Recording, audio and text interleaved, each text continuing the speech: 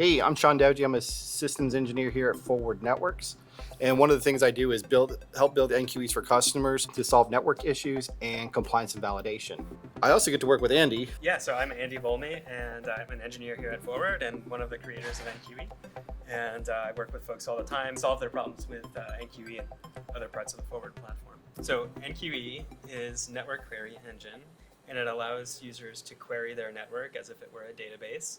So NQE gathers information from all the devices that Forward collects, puts it in a normalized data model, and allows you to users to query that. So you could write one query that extracts information across all the devices in your network. One of the things that I really appreciate being here is when I'm working on customers' NQEs for them, trying to get them the right size, and sometimes I can't figure it out, is I can bring them to you. What I do is to just simplify the code a bit to the point that I can understand it. And then at that point, so we can then take the next step, and I can help you take the next step in what you're doing, whether you're trying to fix a bug or you're trying to make it do something new. Turns out, the good thing is that the things that I'm doing in that session in those sessions are really simple, more or less principles of good writing. Yeah. Like don't repeat yourself, use consistent terminology, things like that. Keep things at a consistent level of detail. Just basic sort of good principles of communication. So and it's not esoteric programming hard stuff. It's fairly simple. So Andi, I got this NQE from one of my customers.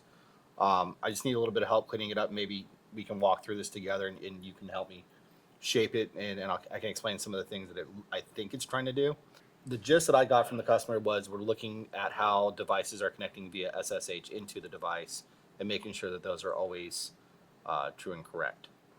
So in this first part here, I have what subnets are allowed to connect, and then being an ASA, there's a certain pattern that they do use. So he wrote this pattern out, and then just kind of stepping through each of this. For the network devices, they have to be ASA, and we're trying to make sure that it's all lowercase. And then we wrote this violating subnets. So this is the part where I think I understand what he's trying to do. And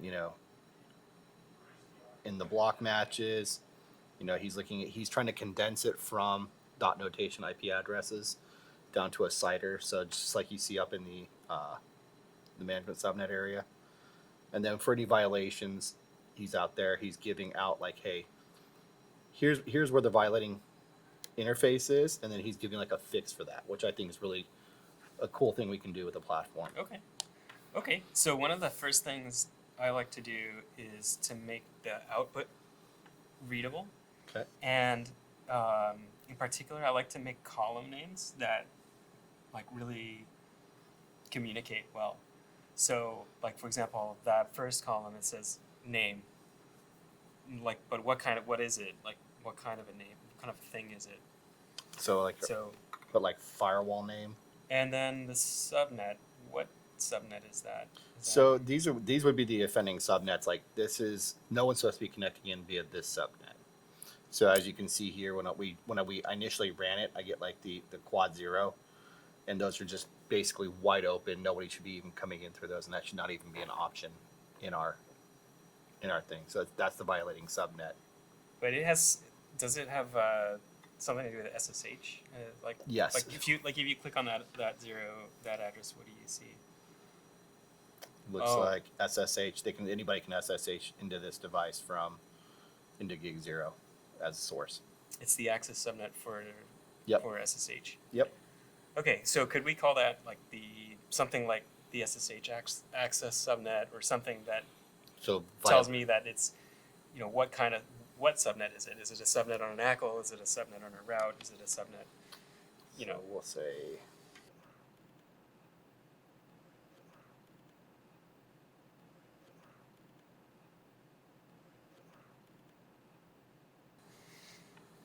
Okay, here, let's run that and just look at it. Starts looking a little better. Okay, so we got firewall, we got SSH subnet, and that interface, is that the SSH interface? Yep, so that's the interface that it should be coming in on. All right. Let's rename that then also. Let's do the same thing, SSH interface. Yeah. And then run it again. Yeah. Because remember, kids, if you make more than one change, you're breaking something. That's right. I just habitually run that. That's right. Run it. Okay. So, all right. So we got SSH subnet, SSH interface, and then that's the SSH config right there, right? Yep. So this would be. So we can call that. I'd call that the SSH config.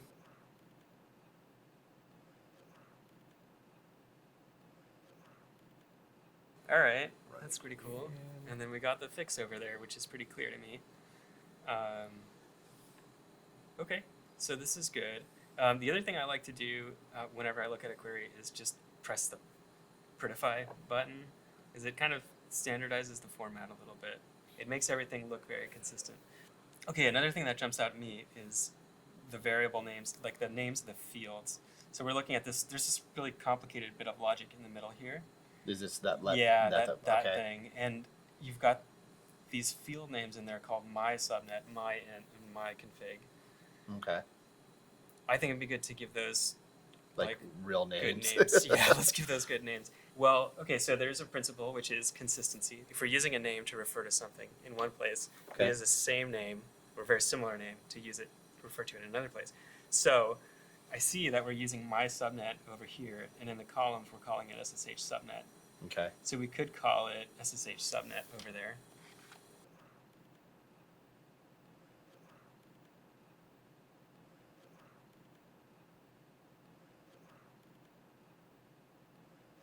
See, it's actually telling you that you could, it's giving you the fix. So you Okay. can click on that and just accept the fix. And so now it fixed it for Oh you. wow. All right, so now it reads, like I can see, okay, the SSH subnet, where does it come from? It comes from the entry to SSH subnet. So it starts to get a kind of consistency there. Yep. So, So- we'll do something similar there. So SSH, maybe like you said, Yeah. snake case interface. Oh, that's right. I already put there, so we can come down here, change the SSH interface, and then my config will be.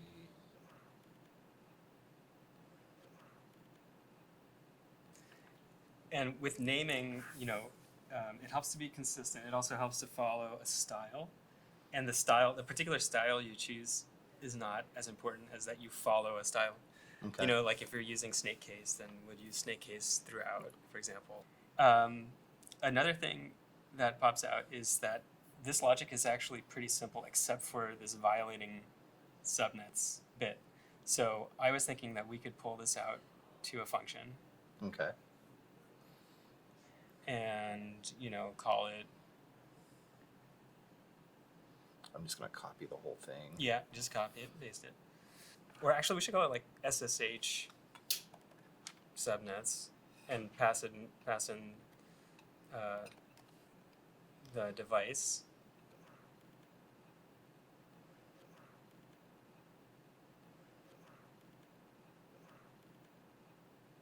There you go.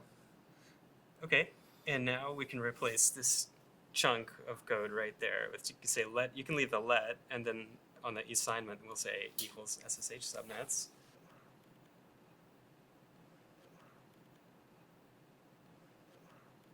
Subnets. Oh, typo. So up Oh, here I see it. is we Yeah. did SSH. So there we go. Remember, kids, check your Yeah. spelling at home. Spelling. Okay. Should we run it just to make sure it Yeah, works again? let's run it just for good measure. Oh, Still 6 results. still 6 results. Okay. This looks clear. Like the main logic is kind of at a certain, like the same level of complexity. Yeah. It's like, okay, we're iterating over devices. We're checking some simple conditions. We're getting the subnets and checking, going over the entries in the subnets. And we could give it a comment as well.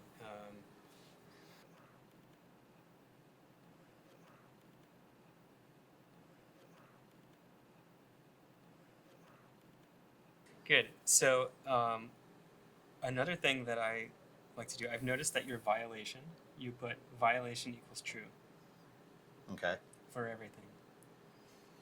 So that, because you put violation true on every row, that column is not very meaningful, Okay. right? Because it's always the same. It's always gonna be- always going to be true. Like, why even have that column there? That's true. Yeah. I like showing both the violation and the non-violation cases. So Okay. on every device, we'll have a row for the device, whether it's got a bad SSH configuration or a good one, but we make this violation actually A true violation. be true or false depending on Yeah, because if we whether go it's now, yeah, because if we go now, we don't have any violations. We don't have any that are not violating. that's right. So I think that would be absolutely right. And leadership may want to know, hey, what devices we have that are not violating. That's right. So you just if you go to leadership and you say, look, I found 6 cases where it's violating. Is that good or bad? Well, they're not going to know because they don't know how many ASAs are Yeah. out there. Hey, That's do you have questionable. 100 of these things, or do you have 1,000, or do you have 10,000? Yep. Like it's a much better story to say, hey, I just checked 1,000 devices Yep. and found out of 1,000 we have 6, as opposed to I checked 6 and I found 6, or not knowing how many you checked and saying, I found 6. So Okay. so having the denominator there is kind of nice. Okay. So how should we fix this then? We could take out the. So we might need to edit this part. I know. This is where we're going to start editing things. If we were to take, so we're doing this in SSH subnets. It's actually kind of a lie. That name is lying a little bit because it's not just this SSH subnets. It's the SSH subnets that are also bad. Yep. Right. That aren't supposed to be there. They're there. Yep. If we didn't do that filtering there, then we would say, okay, this is all. This name would be accurate. It would be all the SSH subnets, and so we could have one row per SSH subnet. Okay. And we would call it good or bad depending on whether that condition is true. Okay. So here's the idea. So let's comment that one out or copy it, Okay. And We'll copy it out and then comment it out. all right, so now let's execute it and just see. We should get a lot more results. Oh, we broke it. We broke it some more. Okay. And it says on line 36. Oh, yeah. Because we don't have that true That's statement. amazing. Okay, just put true back there for a second. Put true there for a second, and now we have 20 results. Okay, all right, so that's good. Yep, because now we got more. It's still making sense. What I like to do is every time I edit a query, right before I run it, I predict what I think to myself. Okay, what should I see? Okay. If I'm on track, what should it do now? And then I run it and I see whether it did or didn't. It's a way of keeping myself honest. Yep. If I run it, then I'll just say, yeah, that's what I wanted. So I try to guess first. Okay. Anyway, so good. So some of these. So now we just have to fix up this true thing. And when is it true? So basically, it's true if you can paste that condition right into the violation. It's true if, remove the where. If the entry's SSH subnet is in that, is not in, It's then not it's in, a violation, right? I always have to think about that. True is bad, right? True is bad. violation. Yeah. True is the bad violation. So we got the address. Not inside it. So you want to get that entry. So this thing is a list of these objects, and in each object we've got the subnet, and that subnet is what we're going to check against the management subnets. So in the very next line, you can hover. We're iterating over those subnets, and entry is one of those objects. Okay. So we got one. There'll be one row in your query for each entry, one of these objects, and we just need to check if that entry.ssh subnet is in the allowed management subnets, and that'll be our violation condition. Okay. So it'll be the SSH subnet. Yeah. And hover over that because it's not quite right. Let's see. Oh, look. Entry. Okay, there we I go. wasn't sure if it was going to suggest that's great. Okay, That's pretty it got the interesting. fix. Yeah. So let's execute it again. Yep, we still got our 20. And now we actually have some falses in there, which is awesome. So cool. We've got our 6, the ones that we knew about, and then that we should have 14 falses. That's awesome. Yeah. So now we know exactly what we're doing. So now you know how many things you checked and which of those were problematic. Yep. So 20 altogether. We got 6 violations and 14 that are true. Okay, one last thing, but it's actually it's in good shape. As much as possible, I try to avoid doing sort of string logic because strings are really brittle. Like, what if it's uppercase? What if it's ASA without the V? Yep. There's ASA V2. I don't know. Because the vendor might change Right, it someday. vendor might change it. So to make it a little less brittle, it's best to use like constants Okay. that are defined in the system, and we have one for this. There's actually a field called the OS Okay. that you can use to check this. So instead of doing that, I would write where the device dot platform. You start typing things in, add your dot, and it'll actually start suggesting things to you. That's right. Yeah. Platform dot.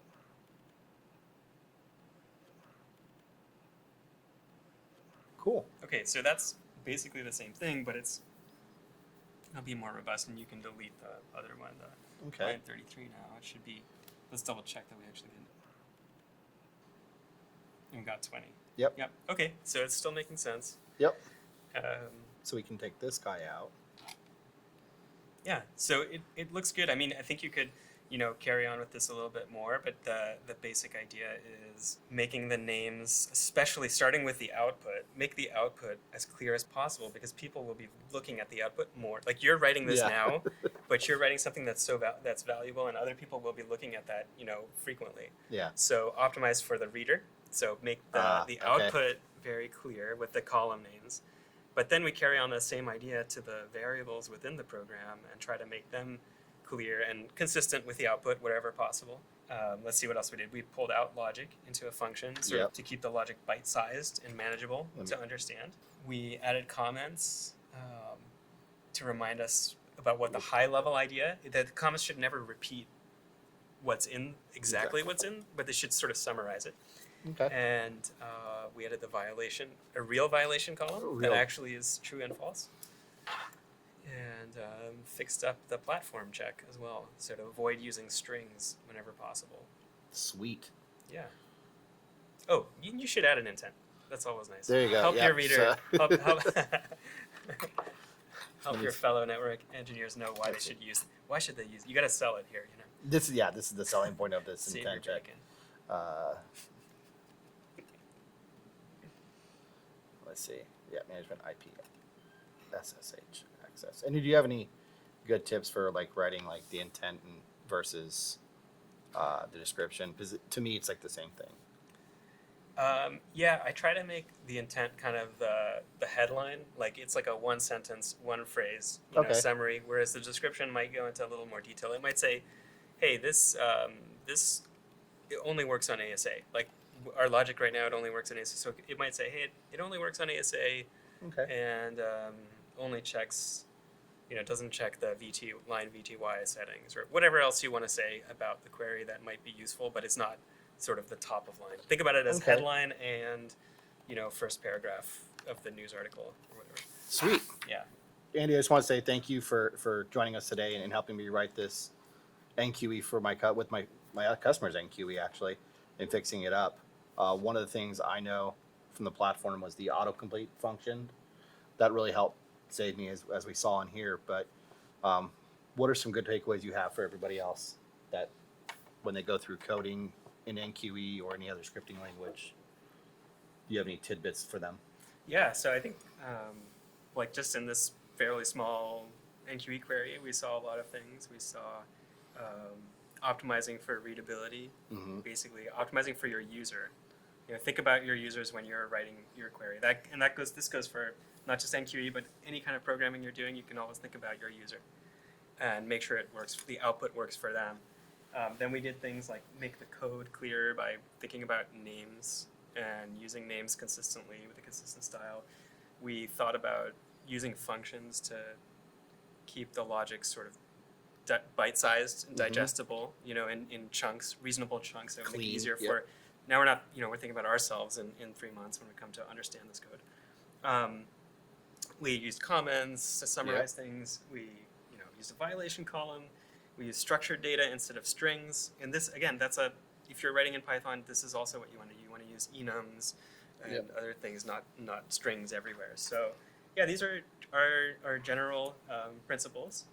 And we saw this even in a very small example. And there's many more things to go in. But even if you just do this stuff, you can see how much we can improve the query, and sort of position ourselves for taking the next step with these. Sweet. Thanks for joining us, dude. Sure. Thanks, Sean.